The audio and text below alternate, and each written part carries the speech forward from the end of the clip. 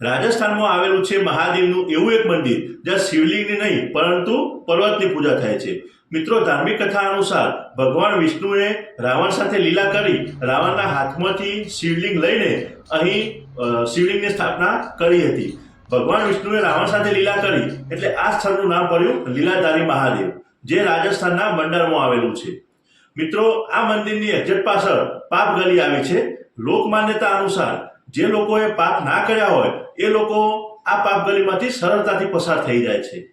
મિત્રો, જે નિસંતાન દંપતી છે, જેમને સંતાન નથી, તે દંપતી અહીં આવી મંદિરમાં ઘંટ ચડાવવાની માનતા રાખે તો એમના ઘરે બાળકનું પારણું બંધાય છે। લોકમાન્યતા એવી પણ છે કે કોઈ પણ દારૂ એટલે કે વ્યસન કરીને કોઈ અહીં આવે તો અહીં ભમરા ઉડે છે। મિત્રો, આવા જ બીજા વિડીયો જોવા તમે આપણી ચેનલ પર નવા તો ચેનલને સબસ્ક્રાઇબ કરો, વિડીયો લાઈક કરો અને કોમેન્ટમાં હર હર મહાદેવ જરૂરથી લખી દેજો। જય હિન્દ।